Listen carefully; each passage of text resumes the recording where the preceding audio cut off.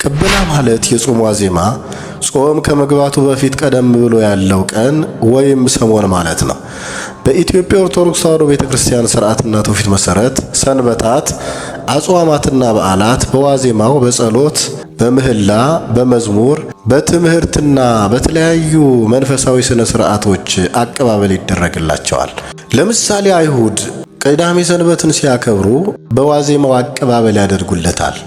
አርብ ፀሐይ ሲገባ ካህኑ ደወል ይደውላሉ። አሊያም በቤት ያለ የቤቱ አባወራ የሰንበት መግቢያ ሰዓት መቃረቡን ድምፅ በማሰማት ያሳውቃል። በአካባቢው ያለው ሁሉ ይሰበሰባሉ። በአንድ ላይም ሆነው ወደ ፀሐይ መውጫ ይሰግዳሉ። ጸሎት ይደረጋል። ይትባረክ እግዚአብሔር አምላከ እስራኤል፣ 10ቱ ቃላት፣ ሌሎችም ንባባት ይደገማሉ። ማብራት ተይዞ ዕለተ ሰንበት እንኳን ደህና መጣሽ ብለው ያከብሯታል። ከ3 ሰዓት በኋላ እራት ይበላሉ። ሌሊቱን በሙሉ እግዚአብሔርን ሲያመሰግኑ ያድራሉ።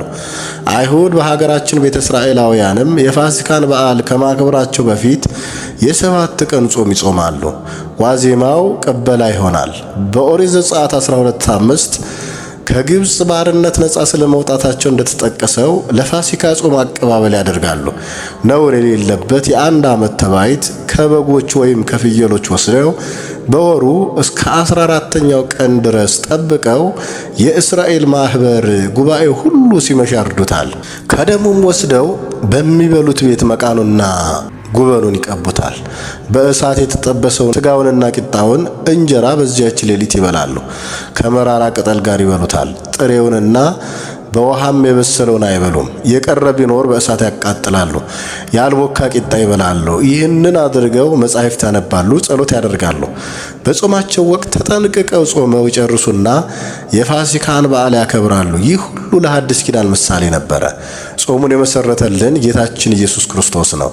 የፋሲካው በግም እርሱ ነው። ነፃ ያወጣንም ከዲያብሎስ አገዛዝ ነው። ቅበላ በተለይ የነነዌ ጾም እንዳለቀ አብይ ጾም ወይም ጾመ ሆዳዴ መስከረም 1 ቀን ባወጀው መሰረት ቀናት ሲቀረው መናንያን ካህናትና ምእመናን ጾሙን ለመቀበል የተለያዩ ዝግጅቶች ያደርጋሉ። ጾሙ አባ ዲዮስቆሮስ ስለ አብይ ጾም ታላቅነት ከመእንተ ብእሲ ለጸዊም በውስተ ገዳም ሀደረ እምኀበ ዲያብሎስ ተመከረ በኃይለ መለኮቱ መኳንንተ ጽልመት ሰዓረ እንደ ሰው ሆኖ ለመጾም 40 መዓልት 40 ሌሊት በገዳመ ቆሮንቶስ ኖረ። ከዲያብሎስ ዘንድ በ3 አርእስተ ኃጣውእ ተፈተነ። ድል ይነሳልን ዘንድ 5500 ዘመን ሰልጥነው የኖሩትንና የጨለማ ገዥ የሆኑትን ሰራዊተ ዲያብሎስን በጌትነቱ ሻረልን።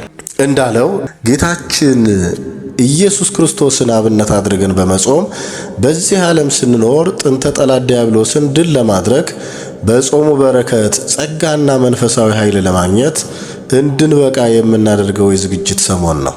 በቅበላ ሰሞን አባቶቻችን በየገዳማቱና አድባራቱ ለቤተ እግዚአብሔር መገልገያ የሚሆኑ ነዋያትንና መብዓ ያዘጋጃሉ።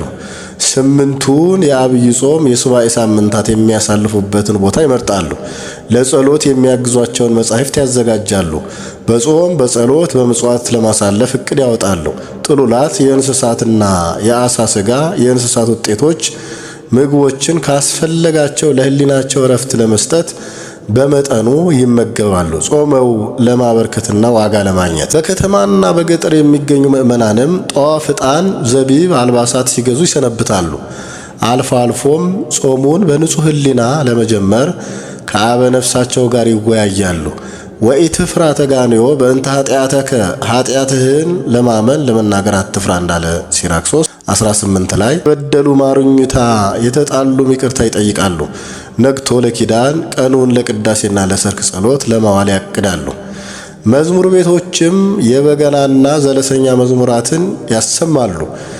ዛሬ ግን ቅበላ ሲባል በአብዛኛው አይምሮ የሚከሰተው ከሰባ ወርዶና ወራርዶ አሊያም ልኳንዳ ቤት ተሰልፎና ታድሞ ጥሉላት ምግቦችን በአይነት አሰልፎ ጠጅ፣ አልኮል ተጎኝትቶ መጠን ያለፈ ደስታ ፈጥሮ ጾሙን መቀበል ሆኗል።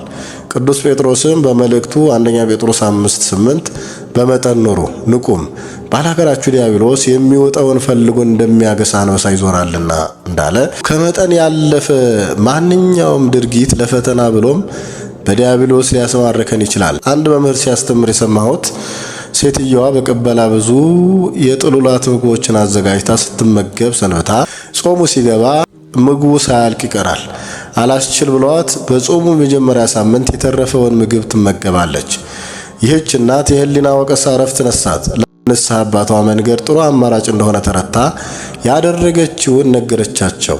አበነፍሷም አስተምረው ቀሪውን ጾም በተገቢ ሁኔታ እንድትጾም መክረው ሸኟታል። ጾሙ ሊያልቅ ሲቃረብ ክፉ ባልንጀርነት መልካሙን አመል ያጠፋል እንዳለ ቅዱስ ጳውሎስ ከማይጾሙ ጓደኞቿ ጋር በመዋሏ የጥሉላት ምግብ ትመገባለች። አሁንም ከህሊና ወቀሳ መዳን ስላልቻለች ለአበነፍሷ ለመናገር ወስና ነገረቻቸው። አበነፍሷም የሴትዮዋን ስም ጠርተው ምን ነው ጾሙ ሲገባ አላስገባ፣ አሁን ደግሞ ሊወጣ ሲል አላስወጣልሽ አሏት ይባላል። ጾም አቀባበል የሚደረግለት መንፈሳዊነትን ባለቀቀ መልኩ በመጠኑ ሲሆን በመጾማችን ድል የምናደርግበት በመንፈስ የምናድግበት የቤተ ክርስቲያን ልጅነታችንን የምናረጋግጥበት ቀኖናና ስርዓቷን ስለምንጠብቅ ይሆናል። ጾሙን ተቀብለን ጾመን ጸልየን መጾተን ሰግደን ዋጋ እንድናገኝ እግዚአብሔር ይርዳን። አነሳስቶ ላስጀምረን አስጀምሮም ላስፈጸመን ለልዑል እግዚአብሔር ክብርና ምስጋና ይሁን፣ አሜን።